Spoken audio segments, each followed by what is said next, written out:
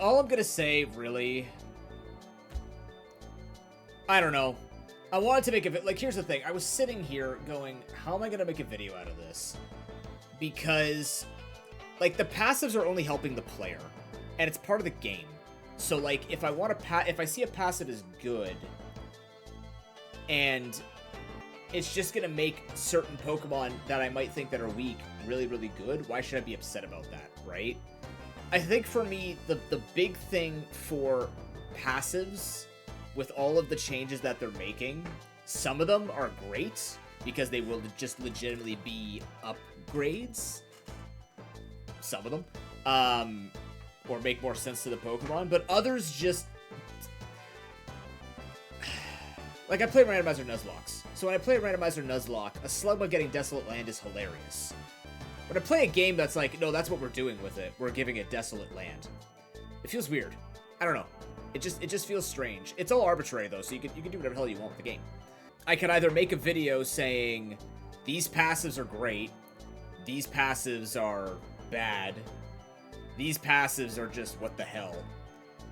Or I could just go, you know, if I see one that I like, I'll use it. If I don't, then I don't use it. You know, it might open up some Pokemon to be more fun to use because they're getting the buff that they needed so that the rest of their kit works. All I would say is that there are certain Pokemon on here, like Slacking, like Shedinja, like Durant, where their whole purpose is to stand out because of the way they're built, right? When I think about the conversations, I used to talk to people competitive, and they're like, what would make Pokemon better is this. Why isn't Ledian a physical attacker? I don't know why it's not a physical attacker. It was Gen 2, and they didn't think that abilities would make it that far. They didn't think Pokemon would make it that far, so, like, they're not thinking about what Ledian was supposed to do. So they came up with, like, okay, well, let's give Ledian, you know, instead of it having its 60 or 70 attack stat, whatever, we'll give Ledian 110 attack, we'll give it fighting type, so it's a bug fighting type, and we'll give it Drain Punch. And I'm sitting there going... That's no longer Ledian. That's just not Ledian. Like, something has to suck in this game. Something has to blow, you know? And unfortunately, that is going to be Ledian, right? I still remember talking to players who wanted, like, the changes that they make, and this was at a time as well, I want to say in the mid-2010s, when... A lot of ROM hacks, part of the reason why I don't play a lot of ROM hacks is I found that a lot of games just made those changes because their dream was to make every Pokemon powerful, and I would love everything to have its own space, have its own use. I also think, taking a page out of Monster Sanctuary, there are ways to make certain monsters or creatures stand out, even if they're weaker, but make them have a purpose on a team, or have them have their own unique identity within a franchise without it just being, let's jack up all its stats, give it the perfect ability and the perfect typing, and then give it the moves to match. So for me, when I see that Slacking never has to worry about Truant, whole point of Slacking is Truant, right? He's really good, and then Truant keeps that back, right? Slow start Regigigas. Shedinja with Wonder Guard is already pretty powerful, and then if you give it Overcoat as a hidden as a passive, that's cool. But once you give it Magic Guard, it's like, well, what kills it? What literally? It's just literally has to get hit by super effective. That's boring. That's really boring to me. That's just me though. That's an opinion. Yeah, it's the exactly officer. I was saying that earlier in stream. It's the huge power everything. Everything that's a physical attacker should just have huge power.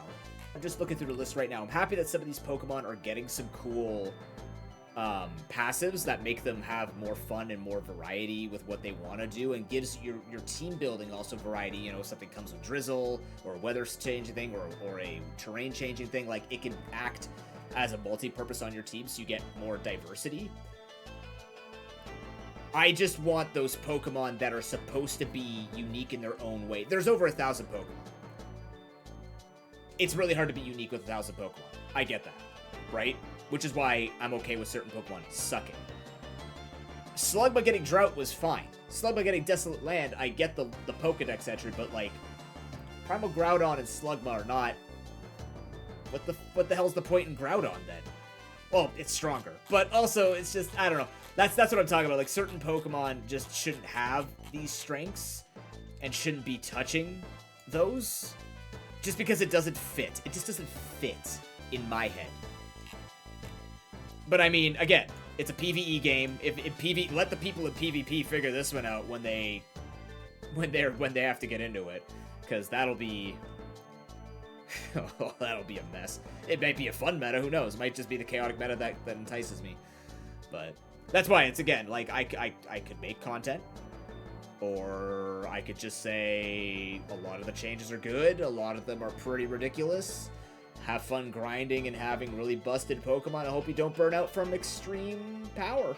To be fair, some people who are playing this aren't fully into like, they're not Pokemon players. They play this because the game is fun. So maybe Desolate Land Slugma doesn't sound weird to them. This is like Primal Groudon, you know, uber legendary supreme, and then you got a little friggin' slug walk around like, I can do it too. It's whatever.